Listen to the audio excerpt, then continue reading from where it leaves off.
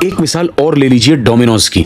एक लंबी लाइन है डोमिनोज की, आप अपनी स्क्रीन के ऊपर देख रहे हो कि हर एक डोमिनो दूसरे पर गिरा हुआ है, दूसरा तीसरे पर, तीसरा चौथे पर, चौथा पांचवे पर। अब ये झुके हुए तो हैं लेकिन जमीन पर बिखरे हुए नहीं पड़े। इसका मतलब यह है कि डोमिनोज की इस कतार के आखिर में कोई है जिसने इन डोमिनोज की कतार को थामा हुआ है। अगर वो ना होता तो डोमिनोज की एक कतार गिरकर बिखर जाती। बिल्कुल इसी तरह कंटिंजेंट डिपेंडेंसीज जो होती है ये इन्फिनिटली नहीं चल सकती, कहीं ना कहीं इसको पीछे जाकर रुकना पड़ेगा। जहां पर भी ये रुकेगी वही जात अल्लाह की जात है। तो अब अवैस इकबाल साहब के एतराज पर आइए। अवैस इकबाल साहब क्या कह रहे थे कि आपके आर्गुमेंट ऑफ कंटिंजेंसी को हम मान लेंगे अगर आप ये साबित कर दो कि स्टेप 1 के अंदर जो खुदा का एग्जिस्टेंस और खुदा का वजूद आपने साबित किया है उसने स्टेप 2 में जाकर कायनात की तख्लीक कैसे कर दी। इसका जवाब बिल्कुल सिंपल है। हम अवैस इकबाल ही से सवाल करते हैं कि भाई चलिए मान लीजिए, for the sake of the argument मान लो कि खुदा ने कायनात को तख्लीक नहीं किया, लेकिन किसी न किसी ने तो कायनात को तख्लीक किया ना।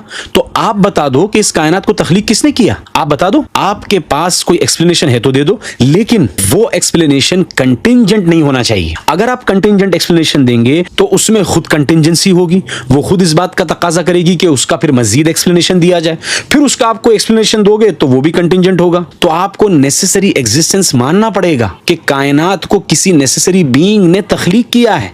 जब कायनात को किसी नेसेसरी बीइंग ही ने तख्लीक किया है तो वही नेसेसरी बीइंग खुदा है, वही अल्लाह समद है। तो आपका ये एतराज करना कि स्टेप 1 के अंदर खुदा के वजूद को मान भी ले तो स्टेप 2 के अंदर कायनात कैसे तख्लीक हुई, है एतराज ही बिल्कुल बचकाना और बोगस एतराज है। या फिर आप कोई दूसरा ऐसा ऑप्शन बता दीजिए खुदा के अलावा जिसने कायनात को तख्लीक किया, लेकिन वो कंटिंजेंट नहीं होना चाहिए, वो नॉन कंटिंजेंट होना चाहिए। आप बता दीजिए।